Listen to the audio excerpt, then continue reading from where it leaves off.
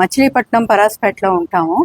మాకు జూన్ 10వ తారీఖున ఒక ఫోన్ వచ్చింది, మీ పేరుతోటి హెరాస్మెంట్ మెసేజెస్ వెళ్తున్నాయని ఢిల్లీ పోలీస్ స్టేషన్లో రిజిస్టర్ అయింది కేసు అని వచ్చింది.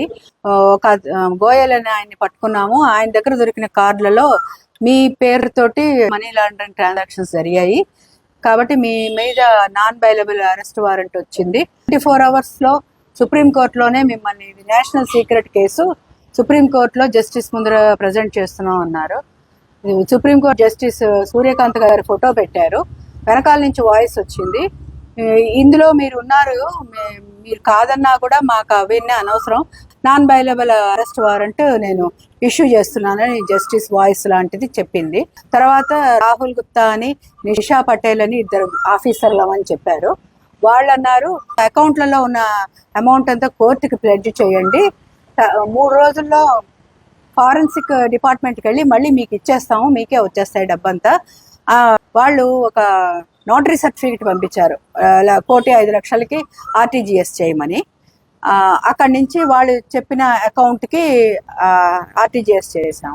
తర్వాత జూలై నెలంతా మాట్లాడలేదు. మళ్ళీ జూలై 29కి వచ్చేటప్పటికి మళ్ళీ జస్టిస్ ముందు ప్రజెంట్ చేస్తున్నాం, మీరు డిక్లేర్ చేసిన అమౌంట్ అంతా ప్లెడ్జ్ చేయలేదు కాబట్టి 3 రోజులు చేయకపోతే మొత్తం ఆస్తులన్నీ సీజ్ చేస్తామని జడ్జి చెప్పినట్టుగా ఒక వాయిస్ చెప్పింది. నెలాఖరు లోపల 53 లక్షల చొప్పున వేసేయాల్సిందే, లేకపోతే మీకు మేమేమి హెల్ప్ చేయలేము అన్నట్టుగా మాట్లాడింది.